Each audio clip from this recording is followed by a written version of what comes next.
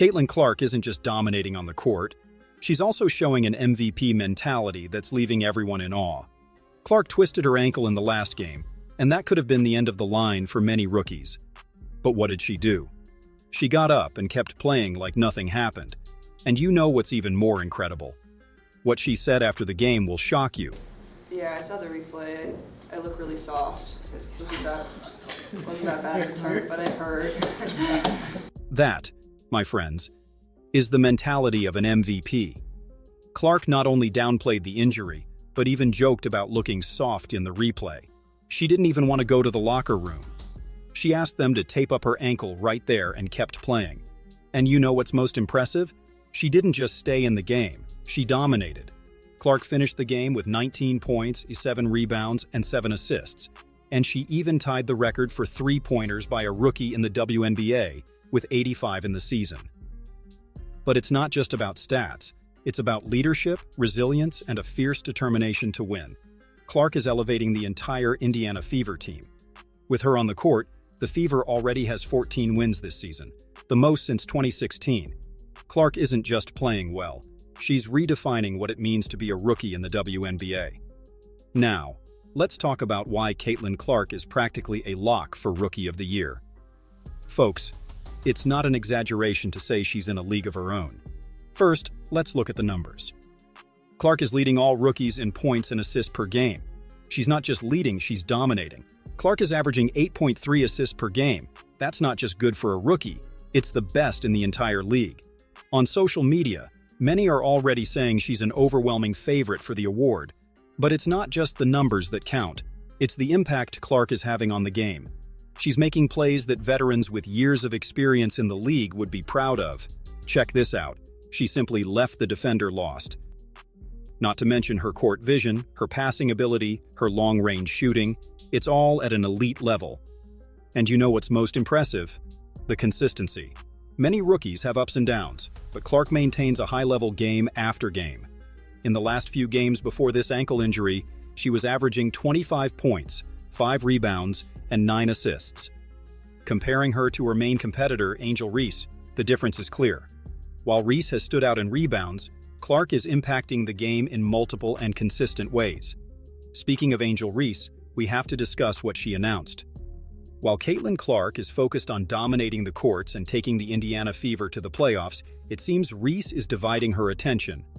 Recently, Reese announced the launch of her own podcast. Now, don't get me wrong, it's great that players have projects off the court, but the timing is interesting to say the least. Let's take a look at what Reese said about the podcast. It's another way for me to connect with my fans and reach new audiences I wouldn't necessarily have before. I can't wait to share a different side with listeners and have them come on this ride with me. It's a cool initiative, no doubt, but while Reese is preparing to record podcasts, Clark is breaking records and leading her team to crucial victories. And we can't ignore Reese's recent performance on the court. In the last game against the Las Vegas Aces, Reese only made 4 of 16 shots. Yes, she grabbed 22 rebounds, which is impressive, but many of those rebounds came from her own missed shots. Contrasting this with Clark, who even after twisting her ankle, continued playing at a high level and leading her team. This leads us to an important question. Is Reese's divided focus affecting her game? Meanwhile, Clark seems 100% committed to basketball and constantly improving her game. The difference in mentality between the two is becoming increasingly evident, and this could be the deciding factor not only in the Rookie of the Year race but also in their long-term careers. But let's forget about that for a bit and talk about something that has generated a lot of discussion among Indiana Fever fans: the tactical decisions of Coach Christy Sides. We can't deny that the Fever has improved a lot this season, largely thanks to Caitlin's talent. But many fans and analysts have questioned whether Sides is really making the most of her rookie star's potential. A concerning pattern we've seen is Sides taking the ball out of Clark's hands at crucial moments, especially when the team is ahead. This often results in a drop in the team's offensive efficiency, allowing opponents to get back into the game. For example, in the game against the Atlanta Dream, even after Clark had twisted her ankle and was still playing at a high level, there were moments when Sides chose to isolate other players, like Kelsey Mitchell, in important offensive situations. Don't get me wrong, Mitchell is an excellent player, but her skills are better utilized in catch-and-shoot situations or in fast transitions, not in isolations. Sides' philosophy of controlling the game when ahead, instead of continuing to play aggressively, has cost the Fever some comfortable victories. It's an approach that seems outdated in modern basketball, especially when you have a player of Clark's caliber on your team. Clark has repeatedly shown that she thrives under pressure and has the ability to make decisive plays. Limiting her involvement in the offense at crucial moments seems counterproductive. The big question is, will Sides be able to adjust her strategy to maximize Clark's talent and take the Fever to the playoffs? Or will her conservative approach end up costing the team important games? While we wait to find out, let's talk about the broader impact Caitlin is having on the WNBA as a whole. It's not an exaggeration to say she's changing the game. First, Indiana Fever games have had some of the highest ratings in the league this season. The Clark effect is real. She's not just attracting basketball fans, but creating new WNBA fans. And this hasn't gone unnoticed by the league. The WNBA is using Clark's success as leverage to negotiate new broadcast contracts. There are rumors that the next TV deal could quadruple the current value. That's a game changer for the league and the players. But it's not just off the court that Clark is making a difference. Her style of play is influencing the next generation of players. That three-point shot from the logo, girls across the country are practicing that in playgrounds.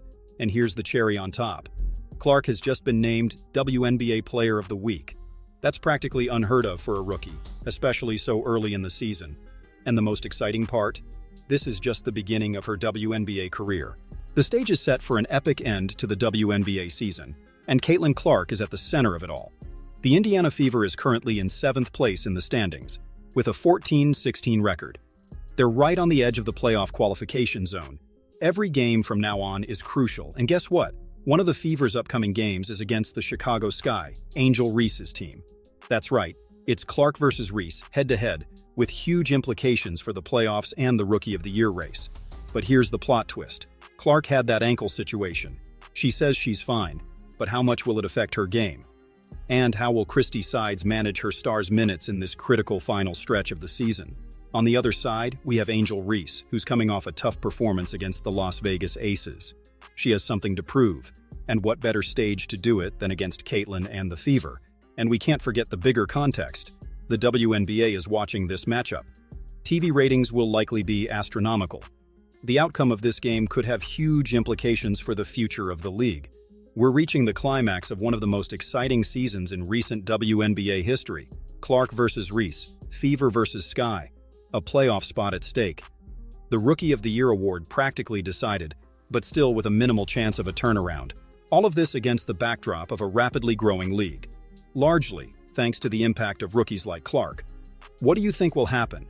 Will Caitlin Clark take the Fever to the playoffs? Or will Angel Reese surprise everyone and have an epic performance against the Fever? Leave your predictions for this Clark versus Reese showdown in the comments. Who will come out on top? And what do you think of Coach Christy Sides' tactics? Should she give Clark more freedom, or is the conservative approach the right way? Folks, this WNBA season is turning out to be one of the most exciting of all time, and we're here to bring you all the analysis and discussions.